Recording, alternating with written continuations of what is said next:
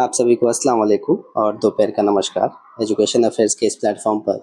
मैं आप सभी का हार्दिक अभिनंदन और स्वागत करता हूं। आज हम समझेंगे कि शिक्षार्थी की पहचान का विकास, लर्नर्स आइडेंटिटी डेवलपमेंट क्या है तथा इसको कौन कौन से जो तत्व हैं जैसे मीडिया टेक्नोलॉजी है या फिर पीयर ग्रुप है किस प्रकार से प्रभावित करते हैं, उसको भी आज हम लोग विस्तार पूर्वक से समझेंगे। सबसे पहले देखते हैं कि शिक्षार्थी की पहचान का विकास का क्या तात्पर्य है कि एक विद्यार्थी के रूप में एक व्यक्ति स्वयं को कैसे देखता है और समझता है।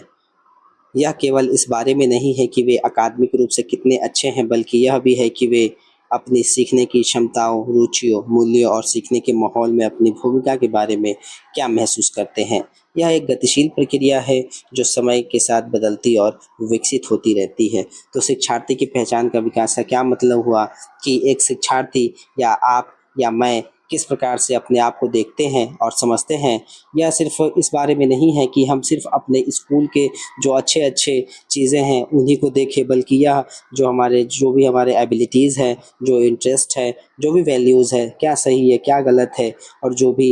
ये माहौल में जो भी हम लोग भूमिकाएँ निभा रहे हैं, तो उसके बारे में यह हमें महसूस कराती है या स्वयं हम महसूस करते हैं। तो शिक्षार्थी की पहचान का विकास से ये तात्पर्य होता है कि जिसमें हम स्वयं को देखते हैं और समझते हैं कि हमारी क्या रुचि है, क्या क्षमता है, हम क्या कर सकते हैं, क्या नहीं कर सकते हैं। तो इस विषय में यह बात करती है और ये क्या है, एक डायनामिक प्रोसेस है। मतलब इसमें हम समय के अनुसार क्या है, इसमें कुछ न कुछ चेंजिंग होती रहती है या चेंजिंग करते हैं स्वयं को, ताकि हम अपना विकास कर सकें।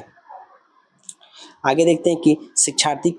की पहचान में निम्नलिखित शामिल हो सकते हैं कि इनकी पहचान में निम्नलिखित तत्व शामिल हो सकते हैं। सबसे पहले है आत्मधारणा, सेल्फ परसेप्शन। इसका क्या मतलब है कि जैसे कि शिक्षार्थी स्वयं से यह प्रश्न पूछता है कि आखिर वह है कौन, जहाँ पर अपनी अवधारणा के बारे में पूछता है कि वो क्या है, क्या वो स्मार्ट है, क्या वो मेहनती है, क्या फिर या सीखने में उसे आनंद आता है या नहीं। तो वो अपने आत्म अवधारणा जो भी उसके है वह इस बारे में स्वयं से प्रश्न पूछता है। क्षमता की भावना, सेल्फ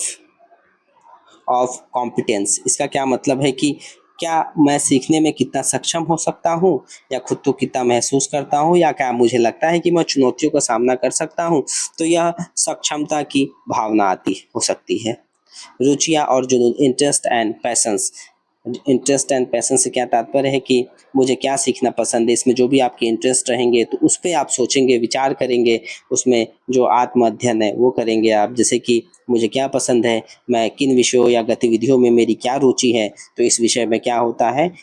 शिक्षार्थी की जो पहचान है इसमें शामिल है। फिर लक्ष्य और आकांक्षाएं कि आखिर मैं अपनी शिक्षा से क्या हासिल करना चाहता हूँ, मेरा लक्ष्य क्या है, मेरा गोल क्या है, और फिर मेरे भविष्य की क्या सपने हैं, मैं क्या आगे बनना चाहता हूँ, उन सपनों को कैसे साकार करूँगा, क्या-क्या मेरे जो इच्छाएँ हैं वो क्या हैं आखिर। तो यह लक्ष्य और आकांक्षाओं में आ जाते हैं। फिर सामाजिक भूमिका, आखिर शिक्षार्थी की जो पहचान होती है तो वह स्वयं से भी यह जानना चाहता है कि मैं कक्षा में या समूह परियोजनाओं में या फिर स्कूल के व्यापक समुदायों में कैसे खुद को देखता हूँ। क्या मैं एक नेता हूँ, क्या मैं एक सहयोगी हूँ या फिर एक स्वतंत्र शिक्षार्थी हूँ। ऐसे प्रश्न उसके सामाजिक भूमिकाओं को जो एक शिक्षार्थी की जो पहचान है उसमें शामिल होते हैं। फिर है मान्यता, रिकॉग्निशन, कि जैसे दूसरों जैसे कि शिक्षकों, माता-पिता या साथियों, इनके द्वारा एक शिक्षार्थी के रूप में मेरी आखिर क्षमताओं को मैं कैसे देखता हूँ या फिर कैसे सराहता हूँ। तो यह उसके पहचान में निम्नलिखित तत्व शामिल हो सकते हैं। तो यह पहचान शिक्षा के प्रति बच्चों के जो दृष्टिकोण है, जो उसकी प्रेरणा है, जो उनकी मोटिवेशंस है, जो उनके प्रयास है, तो वह अंततः उसके अकादमिक जो भी स्कूल के प्रदर्शन है उसको गहराई से क्या करता है, इसको प्रभावित करती है। तो एक पॉजिटिव या एक सकारात्मक शिक्षार्थी पहचान वाला बच्चा बहुत सारे जब चुनौतियों का सामने करना लगता है तो नई चीज़ें सीखने और अपनी गलतियों से सीखने में क्या होता है, वह अधिक सक्षम हो जाता है। अब आगे देखते हैं कि शिक्षार्थी की पहचान के विकास पर आखिर मीडिया है, जो प्रौद्योगिकी है, टेक्नोलॉजी है या फिर साथियों का जो समूह का प्रभाव है, जो पीयर ग्रुप है या आपके दोस्त हैं, उनका आखिर क्या प्रभाव पड़ता है इन शिक्षार्थी की पहचान के विकास पे। जो उनका विकास होना है वह सही से नहीं हो पाता है या सही से होता है, आखिर उस पर किस तरह का प्रभाव पड़ता है उसको देखिए। सबसे पहला है मीडिया का प्रभाव। सबसे पहले देखते हैं कि मीडिया आखिर है क्या? जैसे कि टेलीविज़न हो गया, फ़िल्में हो गई, खबरें हो गई या अखबार हो गई या फिर जो कोई विज्ञापन आ गया, तो ये सब सोशल मीडिया में शामिल है। जैसे कि फ़ेसबुक हो गया, व्हाट्सएप हो गया, इंस्टाग्राम हो गया, अगर सरल भाषा में कहें तो। जो बच्चों और किशोरों की दुनिया को क्या करते हैं, देखने के जो बहुत सारे तरीके क्या करते हैं, वो लोग एक आकार देते हैं, बहुत डाइवर्सिटी रूप से देखने का एक आकार देते हैं इस दुनिया को। तो इसका आखिर क्या प्रभाव पड़ता है? देखिए, सबसे पहला है नकारात्मक प्रभाव कि इसका नकारात्मक प्रभाव क्या-क्या है इस मीडिया का। फ़ेसबुक है, इंस्टाग्राम है, ट्विटर है, जो एक्स हो गया, तो उसका आखिर क्या प्रभाव है? देखिए, सबसे पहला अवास्तविक अपेक्षाएँ कि अनरियलिस्टिक एक्सपेक्टेशन कि मीडिया अक्सर क्या करते हैं कि सफलता की अब जो अवास्तविक तस्वीर है, जो अनरियलिस्टिक जो फ़ोटोज़ है या वीडियोज़ हैं, वह बच्चों तक पहुँचाते हैं या बच्चों तक जब पहुँचते हैं ऐसे अनरियलिस्टिक स्टोरीज़, तो कहीं न कहीं बच्चे वह वैसा करने का प्रयास करते हैं और सोचते क्या हैं कि हमें बहुत जल्दी से सफलता मिल जाएगी, बट ऐसा नहीं होता है। तो कहीं न कहीं यह एक नकारात्मक रूप से बालकों को प्रभावित करती है। फिर रूढ़ियाँ और पूर्वाग्रह कि कई बार मीडिया में बहुत सारे ऐसे चित्रण दिखाए जाते हैं या एडवर्टाइज़मेंट दिखाए जाते हैं, जहाँ पर सिर्फ़ मात्र लड़के उस एडवर्टाइज़मेंट को कर रहे हैं या फिर सिर्फ़ लड़कियाँ ही कर रहे हैं। तो कहीं न कहीं जो बच्चों की जो रुचियाँ हैं और भविष्य की जो संभावनाएँ हैं, उसको वह सीमित कर देती है। सीमित इस प्रकार से करती है कि वह यह दिखाना चाहती है कि इस कार्य को सिर्फ़ ये कर सकते हैं और इस कार्य को सिर्फ़ ये कर सकते हैं, या इस कार्य को बालक कर सकते हैं सिर्फ़ और ये बालिकाएँ नहीं कर सकती हैं। तो कहीं न कहीं एक रूढ़िवादिता को यह जन्म देती है, जिससे उनके ऊपर क्या है, नकारात्मक प्रभाव पड़ता है। फिर एक कमज़ोर एकाग्रता, रिड्यूस अटेंशन स्पैन स्पैन कि तेज़ गति वाली सामग्री और जो मनोरंजन की जो भी उपलब्धियाँ हैं या जो भी उपलब्धता है, तो बच्चों की क्या है, जो एकाग्रता है, उनके जो ध्यान केंद्रित करने की जो सीमाएँ हैं, उनको क्या करती है, कहीं न कहीं उनको कठिनाई आती है, जब मीडिया का प्रभाव एक नकारात्मक रूप से पड़ता है तो। फिर है गलत सूचना का प्रसार कि वर्तमान समय में मीडिया पर इंस्टाग्राम हो गया, फ़ेसबुक हो गया, व्हाट्सएप हो गया, वहाँ पे अलग ही तरह का एक माहौल देखने को मिलता है कि वहाँ पे गलत सूचनाएँ हैं जो बहुत तेज़ी से प्रसारित होती हैं। क्यों? क्योंकि लोगों को ऐसी चीज़ें देखने में ज़्यादा इंटरेस्ट आता है और कहीं न कहीं वो ये देखना नहीं चाहते कि आखिर ये सत्य है या असत्य है। तो ये कहीं न कहीं उनको नकारात्मक रूप से जो है प्रभावित करती हैं। फिर आगे इसका सकारात्मक प्रभाव देखते हैं कि मीडिया का जो प्रभाव है शिक्षार्थियों के जो विकास के जो शिक्षार्थियों के पहचान विकास में आखिर किस प्रकार से सकारात्मक इसका प्रभाव भी पड़ता है, वो भी देख लेते हैं कि जानकारी तक पहुँच की एक्सेस टू इन्फॉर्मेशन की मीडिया क्या करती है, शिक्षार्थियों को दुनिया भर की क्या करती है, जानकारियाँ देती है। जैसे कि आप भी एक सोशल मीडिया का प्रयोग करके ये यूट्यूब के माध्यम से ये जानकारियों को प्राप्त कर रहे हैं, जानकारियों तक आपकी पहुँच हो पा रही है, तो कहीं न कहीं एक सकारात्मक प्रभाव इसका है कि ये बालकों के जो भी पहचान है उसको एक रास्ता देती है या उसका विकास करती है। फिर है प्रेरणा और रोल मॉडल में मोटिवेशन एंड रोल मॉडल्स की सफल व्यक्तियों की कहानियाँ या विशिष्ट जो भी क्षेत्रों में उपलब्धियाँ हैं को दिखाने वाली सामग्रियाँ क्या करती है, बच्चों को प्रेरित कर सकती है। मान लीजिए कि यूट्यूब आप खोलते हैं, वहाँ पे कहीं न कहीं बहुत सारे ऐसे सक्सेस स्टोरीज़ आपको देखने को मिलते हैं। मान लीजिए कि जब आप पैरा ओलंपिक्स को जब देखते हैं, तो वहाँ पे जो दिव्यांग जो प्लेयर्स होते हैं, कहीं न कहीं इतना अच्छा प्रदर्शन करते हैं कि उनको देख कर के एक मोटिवेशन भी मिलता है। तो कहीं न कहीं बच्चों को यह प्रेरित करने का भी कार्य करती है, ताकि वो आप जो उन्होंने गोल निर्धारित किए हैं, जो लक्ष्य निर्धारित किए हैं, उनको वह प्राप्त कर सके, जिससे उनका क्या हो, एक जो शिक्षार्थी की पहचान है उसका विकास हो सके। फिर है कौशल विकास की सोशल मीडिया क्या करती है कि यह स्किल का डेवलपमेंट भी करती है। जैसे कि क्या करती है, या रचनात्मकता या आलोचनात्मक सोच का बढ़ावा देती है कि आखिर क्या सही है, क्या गलत है। हम लोग इसको यूट्यूब या हो गया या न्यूज़ हो गया या फिर व्हाट्सएप हो गया, इसके माध्यम से भी प्राप्त करते हैं और सीखते हैं, जिससे एक सकारात्मक प्रभाव पड़ता है। फिर है कैरियर जागरूकता कि कैरियर अवेयरनेस की विभिन्न कैरियर या विकल्पों और उनके लिए क्या आवश्यक है, शिक्षा के बारे में जानकारी यह प्रदान करता है कि वर्तमान समय में हम लोग बहुत सारे जो विज्ञापन हैं या फिर बहुत सारे ऐसे रिक्रूटमेंट्स हैं जो भर्ती के लिए आते हैं या सरकारी नौकरियों के लिए आते हैं, तो कहीं न कहीं हमको यह कैरियर तक एक जागरूक करने का भी कार्य करती है सोशल मीडिया की। यूट्यूब के माध्यम से हम बहुत सारे जो वैकेंसीज़ आ रहे हैं उनकी जानकारी भी प्राप्त करते हैं। तो कहीं न कहीं हमारा यह इस हमारे जो शिक्षार्थी की जो पहचान है उस पे एक सकारात्मक प्रभाव भी यह डालती है। फिर है प्रौद्योगिकी का प्रभाव कि आखिर इफ़ेक्ट ऑफ टेक्नोलॉजी क्या है, टेक्नोलॉजी से क्या मतलब है। इंटरनेट हो गया, स्मार्टफ़ोन हो गया या जो भी सीखने के एप्लीकेशंस हो गए, जो वर्तमान समय में बहुत सारे ऐसे शैक्षिक एप्लीकेशंस हैं जिसके माध्यम से बच्चे शिक्षा ग्रहण करते हैं, या फिर ऑनलाइन लर्निंग कुछ भी प्लेटफॉर्म हो गया। तो सीखने की प्रक्रिया और शिक्षार्थी की पहचान को क्या करती है, मौलिक रूप से बदल रही है वर्तमान समय में। सबसे पहले इसका देखते हैं कि आखिर नकारात्मक प्रभाव क्या है। कि इसका नकारात्मक प्रभाव यह है टेक्नोलॉजी का कि अत्यधिक निर्भर, ओवर रिलायंस, कि बच्चे क्या करते हैं जानकारी के लिए भी वर्तमान समय में देखा जाए तो जो टेक्नोलॉजी है उस पर ज़्यादा डिपेंड हो रहे हैं, जिससे क्या है उनकी जो स्वयं की जो समस्या समाधान या आलोचनात्मक जो सोच की क्षमताएं हैं उसको यह कम कर रही हैं। फिर दूसरा इसका क्या प्रभाव है नकारात्मक, कि यह ध्यान भटकाता है, कि कहीं न कहीं बच्चों को क्या होता है, एक डिस्ट्रैक्शन होता है कि बहुत सारे गैजेट्स हो गए या इंटरनेट पे ऐसे बहुत ही अनियंत्रित उनके पहुँच होते हैं जहाँ पर समय में जो क्या है बाधाएँ बन सकती है इनके, जो उनको डिस्ट्रैक्ट कर देती है। ये टेक्नोलॉजी भी कई बार। फिर डिजिटल डिवाइसेज़ की जिन बच्चों के पास अभी वर्तमान समय में देखा जाए तो जो प्रौद्योगिकी तक है, जो टेक्नोलॉजी तक है पहुँच नहीं बन पाती है। कई बार वह आर्थिक रूप के कारण से भी हो सकता है या सामाजिक रूप के कारण से भी हो सकता है, तो वे पीछे छूट सकते हैं, जिससे क्या है सीखने में जो है असमानताएँ आती हैं, जिससे शिक्षार्थी विकास की पहचान को क्या होता है प्रभावित होता है इससे। फिर ऑनलाइन बदमाशी या धमकाना, कि वर्तमान समय में देखा जाए तो साइबर जो क्राइम्स है या साइबर फ्रॉड्स है वो ज़्यादा देखने को मिलता है, जहाँ पर एक व्यक्ति दूसरे बालकों को या उनको शोषित करने का प्रयास करता है, कहीं न कहीं उनको धमकाने का, डराने का भी कोशिश करता है, जिससे क्या है बालकों का जो आत्मसम्मान है और जो पहचान है उनका, तो उन पे एक नकारात्मक प्रभाव ज़रूर पड़ता है कि आखिर इन सब के द्वारा क्या हो रहा है कि मुझे धमकाया जा रहा है, या फिर उनको एक जो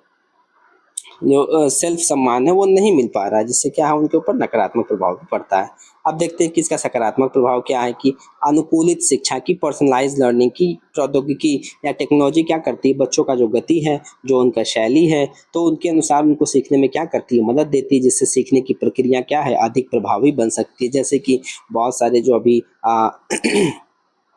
जो टीचिंग एप्लीकेशंस हो गए जहाँ पे हम लोग सीखते हैं, लर्निंग एप्लीकेशन हो गए या फिर ऑनलाइन ट्यूटोरियल्स हो गए, तो यह सकारात्मक प्रभाव भी ज़रूर डालती है। उसके माध्यम से बहुत सारे बालक क्या करते हैं ऑनलाइन प्लेटफॉर्म का, ऑनलाइन एप्लीकेशन का यूज़ करके अपने जो ज्ञान है उसका विस्तार करते हैं। फिर है जानकारी तक व्यापक पहुँच, की वाइडर एक्सेस टू इन्फॉर्मेशन, की टेक्नोलॉजी क्या करती है कि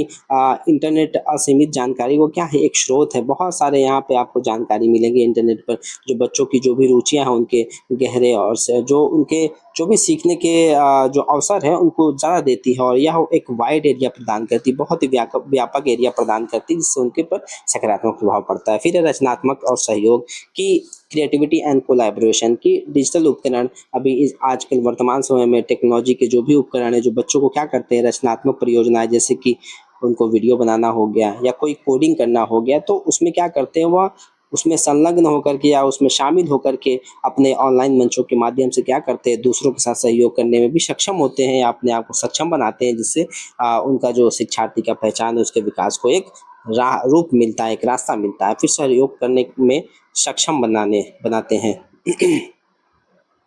फिर है वैश्विक संबंध, की ये क्या करती है टेक्नोलॉजी की बच्चों को दुनिया भर के साथियों और जो भी विशेषज्ञ हैं उनको जोड़ने का कहीं न कहीं अवसर देती है, कि वर्तमान समय में देखा जाए कि इंटरनेट के माध्यम से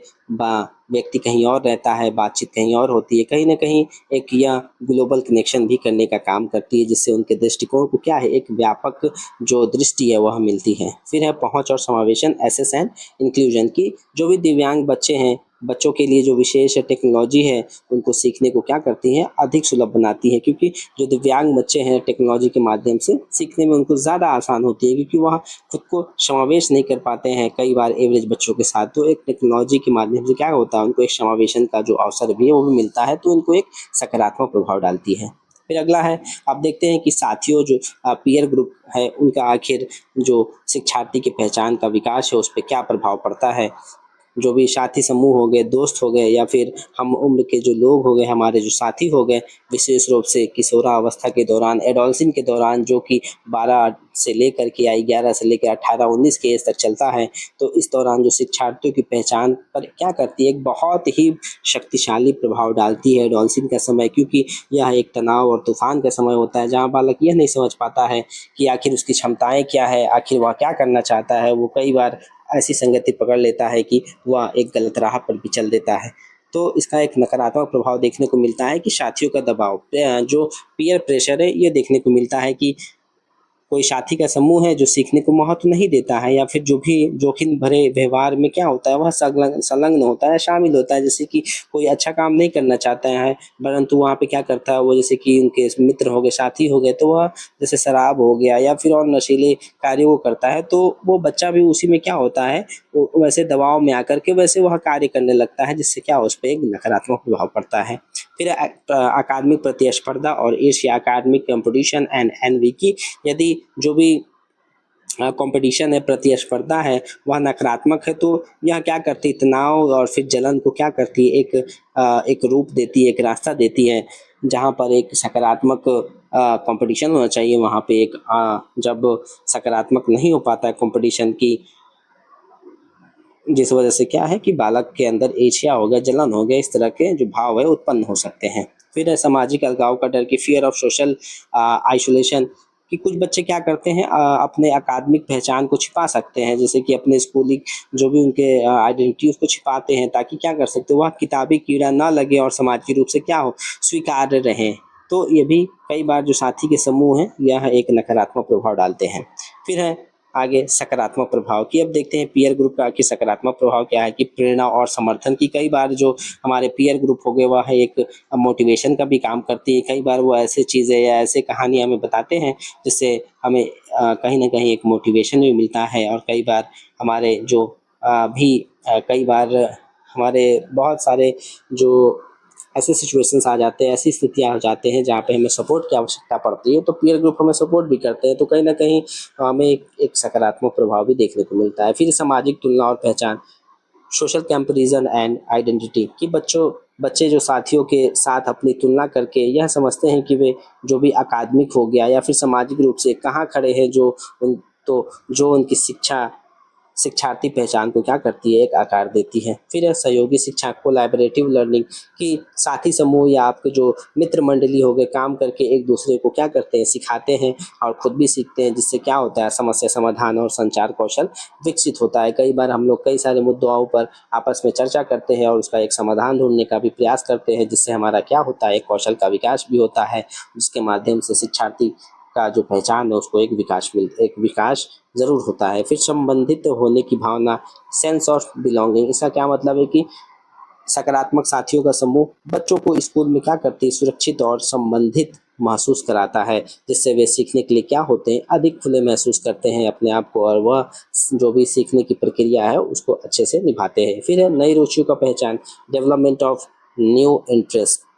कि साथियों के माध्यम से क्या बच्चे नई गतिविधियां या फिर कोई शौक है या विषयों में क्या करते हैं, रुचि लेते हैं। कई बार देखते हैं कि हमारे मित्र लोग जब किसी खेल को खेलते हैं, तो हम भी उस खेल को ज़रूर खेलना चाहते हैं, और जब उसको खेलते हैं अपने दोस्तों के साथ, तो कहीं ना कहीं हमें बहुत ही इंटरेस्ट आता है और उसमें हम लोग और अच्छे से उसको खेलते हैं या फिर समझते हैं। तो इसका एक सकारात्मक पीयर ग्रुप का प्रभाव है जो शिक्षार्थी पहचान के विकास को मिलता है। तो संक्षेप में हम लोग क्या कर सकते हैं, इसका कंक्लूजन क्या आता है कि जो भी शिक्षार्थी की पहचान का जो विकास है, क्या है, एक जटिल प्रक्रिया है, जो बच्चों के जो भी व्यक्तिगत अनुभव हो गए, इंडिविजुअल एक्सपीरियंसेस हो गए, या जो भी उनके इंटरनल गुण हैं, जो भी उनके कैरेक्टरिस्टिक्स है, या फिर जो बाहरी प्रभाव जैसे कि मीडिया हो गया, प्रौद्योगिकी हो गया, या टेक्नोलॉजी है, या फिर साथी समूह है, जो जिसके विषय में हम लोगों ने भी चर्चा किया, तो यह एक आकार भी कहीं ना कहीं लेती है। इन प्रभावों को समझना क्या है, शिक्षकों और माता पिता के लिए क्या है, बहुत ही महत्वपूर्ण हो जाता है कि आखिर इन सब का आखिर बालकों पर किस प्रकार से प्रभाव पड़ता है, उनकी पहचान को क्या आकार मिलता है।